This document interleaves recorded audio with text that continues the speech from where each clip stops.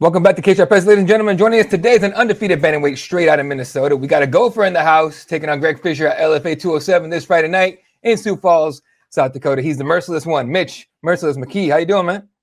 Doing great. Just ready to get in there and get the weight down and then fight. Yeah, that's the weight part seems to be like the common thing where everyone's just like dreading, right? You get that high of training, you know you have a fight coming up, and then you're just like that dreaded weight cut, and then you go back up, right? So how do weight cuts go for you?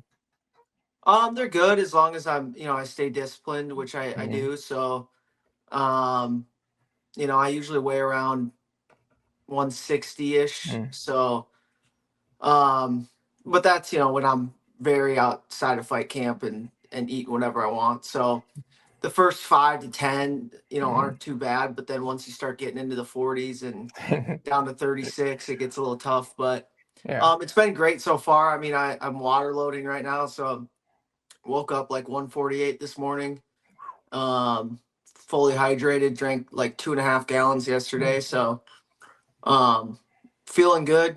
I'm gonna be able to sweat super easy. Should be able to make weight pretty easy. So yeah, Hey man, hopefully it's as easy as you make it sound, dude. Cause yeah. damn. All right, man, I appreciate you squeezing in some time for us, dude. I know you're getting ready for travel day, the weight cut and all that. But we'll touch base on your fight here in a second. But you're a legitimate lifelong wrestler. Like, I mean, I couldn't find any record of you where you weren't wrestling.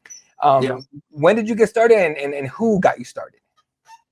I started wrestling at like 4 years old. It actually was a just like school friend of mine.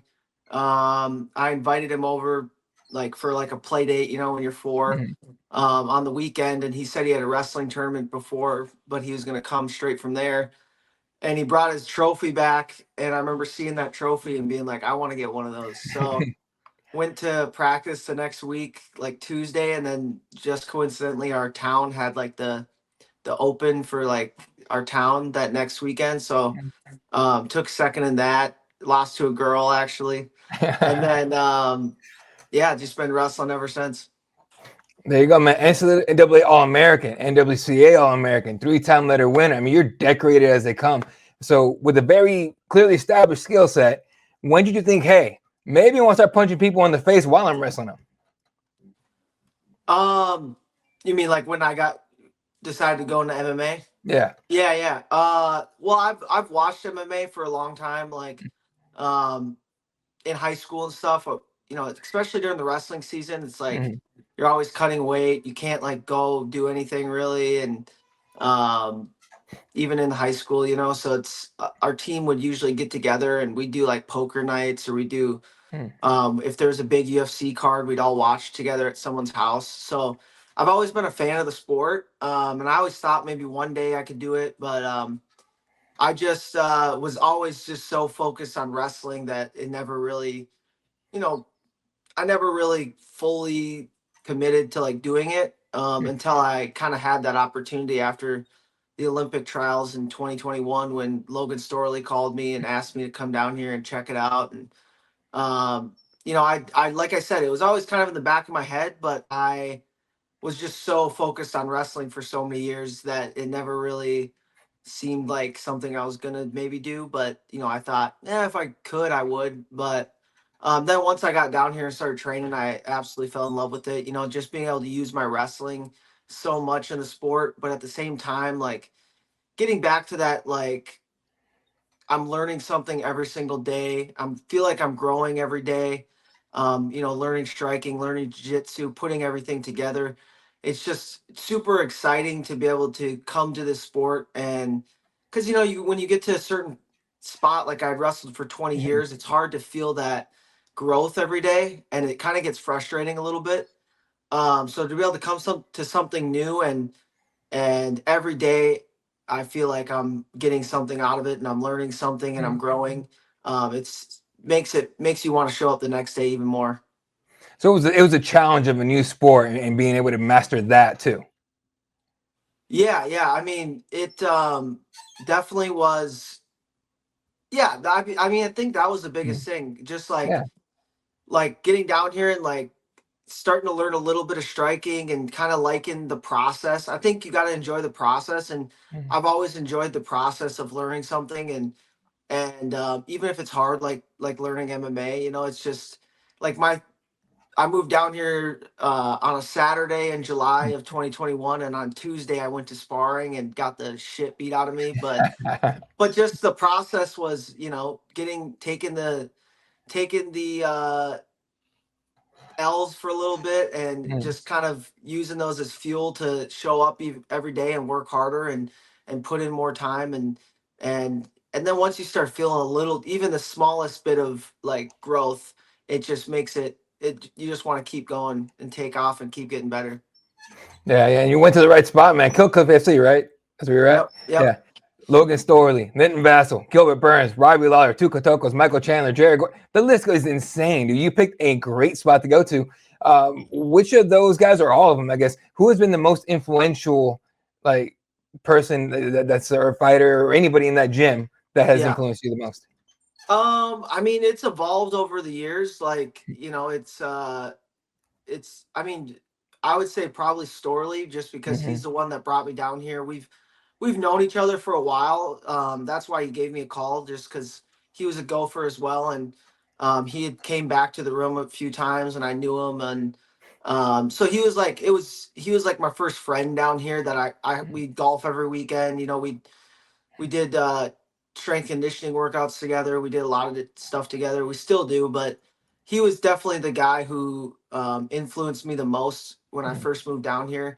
And when you first move down here, it's like a lot of the big name guys don't really pay attention to you. So it's taken a few years of me like actually getting better and getting my record up to, now it's, guys like Gilbert Burns are always helping me in the room. Herbert Burns is helping me in the room. Mm-hmm. Robbie's been huge this last year since he retired. Like, he's in there every day coaching and yeah, it's just a plethora of guys that every day you're learning from someone that's super high level, and Mm-hmm.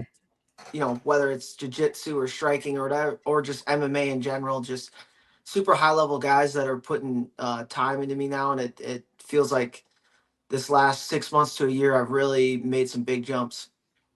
Yeah, you definitely have, man. Honestly, you've been in LFA since your first pro fight. You had a couple stops, one in Bellator, way back, and then one in Baroka just recently. How has your LFA experience gone so far, though? Because it seems like you had most fights there.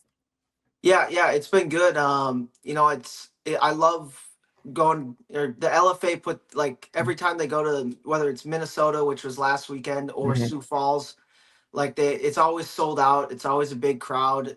It's always exciting. They do a great job of, they don't get enough credit because you don't, it's behind the scenes, but Mm-hmm. just the way they run things and how on top of things they are, they do a really good job. And like, I did one Bellator fight, and honestly, it was just as similar. Honestly, LFA might have even been better at Mm-hmm. just their behind the scenes, how they run things, how they got everything it flows really well. And yeah, they always put on good shows. They always help me out, and it's been great. Yeah, and honestly, it's no one ever talks about the background people are the ones that make it work the best. So it's honestly, same as you, all good things to say about the LFA people. All right, last time out, dude, decision victory over Hector Farrell. Clearly, Merciless is the right nickname for you because it seemed like the dude's back had a magnet on it for the mat when you were on him, just repeatedly over and over again. He could do nothing about it. So clearly showed you wrestling pedigree. But I want to talk about the fight before that. Ashton Kanigley did not see that left. Dude, you faked the shot, came back up, landed a left Yeah. hook, put him down. Your striking clearly has evolved leaps and bounds since you started. How happy are you with the results of all that hard work you're putting in? Oh, I'm really happy with it, but I still just keep working, and I mean, I feel like I've been really developing it, but it just takes time to get that confidence to use it in the cage, because you see guys like you know, you, your instincts just kick in sometimes, and you just go to wrestle. And like the last fight, I just, once you can wrestle this guy and you can see that he can't get up, and it's hard to get away from that. But I'm getting better at just being more well rounded, and being able to stand and strike or grapple, or just transitioning smoothly between the two. But yeah, I mean, the first couple of years down here was like just learning everything as a whole, Mhm. like individually, I guess. Learning jujitsu, learning striking. And now I feel like the last year I've been really trying to put everything together as one, and kind of just as MMA, not specific whether it's jiu-jitsu or striking or wrestling. It's just all kind of blending together now. So, and I think that's the key to being high level, is being able Mhm. to transition smoothly between every facet of the sport. So yeah, I'm really satisfied or happy with it, but I'm not satisfied with it. I'm always trying to get better. There you go. Happy with is the right way to put it. Satisfied? Probably never. Probably never. Never, Maybe at no. the end of your days when you're the old man on the rocking chair in the porch, and you'll think about it then. But Yeah, yeah. let's see how it goes, man. All right, LFA 207 this Friday night, Sioux Falls, South Dakota, taking on Greg Fischer in the co-main event. First off, how are you feeling physically and mentally coming into this one? Oh, I feel honestly, I feel great. I've been training for. I mean, I fought in November. I Mhm. trained right after that fight. Went home for Christmas for a couple weeks.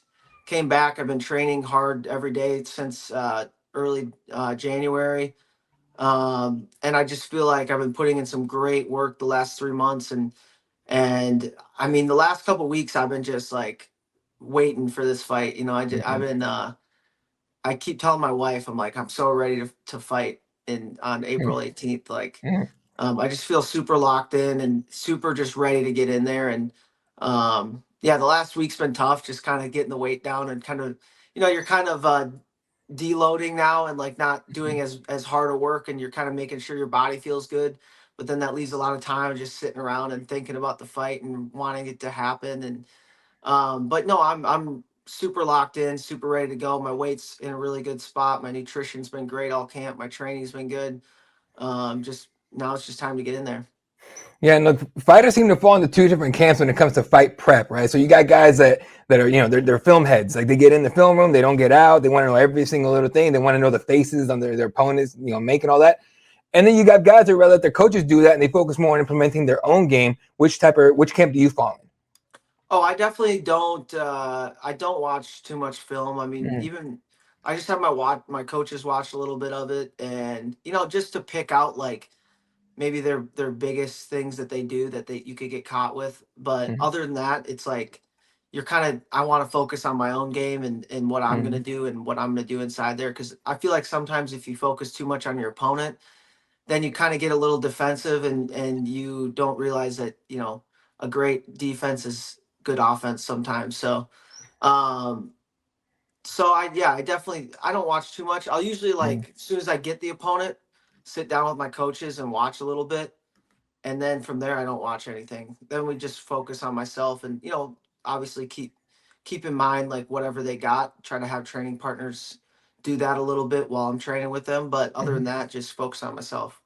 There you go. Now, Fisher's the guy who's fought for an LFA title. He lost to Jimmy Flake in 2020. Last fight in 2022, he had a long layoff due to an injury. But outside of that, what, if anything, do you know about him, and how do you like the matchup from what you've seen? Yeah, I mean, he's a good fighter. He's a very well-rounded fighter. I'd say one of the best, like, well-rounded fighters I've Mm-hmm. fought for sure. I think he's one of those guys that's really good everywhere. And so I just gotta do my thing and stay locked in the entire fight for sure. Definitely don't want to like do something dumb and let him get my back and stuff like that. He likes to switch stances. He likes to throw a big overhand left. A lot of his offense comes from the southpaw once he switches. So, yeah, I mean, I've watched a little bit and I realize what he does, but I'm just ready to go in there and do my thing. There you go. Now, winning this one, dude, put you at 9-0. You win. You get mic time with Gil. Who or what are you calling for next? Yeah, for me, I mean, I've been thinking about that the last week, and I'm just 2025. I'm just ready for anything. So I'm honestly, I'm just coming back here the next day after the fight. As long as I'm not banged up, I'll be training the next week. I'll be ready to go. Whether that's back with the LFA again this summer, or getting a short notice with the UFC, or going to the Contender Series. But I definitely this year I'm ready to just lock in and get as many fights as I can and make it to that next level. All right. So who's gonna be in your corner on Friday? Sean Soriano, Robbie Lawler, and Logan Storley. That is not a bad corner Yep. whatsoever, dude. That Yep. is you got a Hall of Famer sitting behind you. Logan Storley just won his fight last week. Yep. Yep. That's crazy. All right, man. Some quick fire questions here for you before we let you get back to it. Who's your biggest support in his journey in MMA so far? Oh, definitely my wife. She um we were just dating. I mean, we had been dating for a few years and Mhm. then got engaged like 3 days before I left. We left for down here. Took her down, across the country, and uh, she's been just supporting me ever since. Like she works a full-time job to make sure that I can train full time, and I've been thinking about it over the last like 6 months. Is like um, how crazy it was for her to just come down here with me, and the fact that she's living, the only reason she's down in Florida is for me to fight and for me to pursue my dreams. And I definitely wouldn't be able to live down here and train down here if it wasn't for her, that's for sure. Yeah, hey, man, you got a good one, dude. And is she one of the ones that'll sit up there cheering, yelling during the fight, or is she watching from behind her hands, or what kind of? No, no, she'll sit. She's That's cage it. side. She'll be cage side. Depends kind of we have a 18-month-old too, so it kind of Mhm. depends if she probably might go a little bit back with her, but yeah, she's usually cage side or right there. She doesn't yell too much. She more just, Mhm. yeah, hides a little bit and she tries not to watch me get punched in the face. Oh, I hear that, man. All right, first meal after victory. Oh, after victory. Hmm. First meal. Hmm. I don't know about meal, but definitely a beer. That's for So, sure. see, that's the answer I get the most is a liquid dice what they say after the fight. So I'm Yeah. just like, ugh, all right, buddy. Hey, make sure you get some food in just in case. Honestly, Sioux Falls though, I'll probably go to late night after the fight, hit Hmm. up Gilberto's. They got a Hmm. really good burrito spot there, so I'll probably first get a few beers in and then head over to Gilberto's. There you go, man. All right, favorite combat sports athlete of all time. Ooh, favorite combat sports athlete. Um, Gosh, that's tough.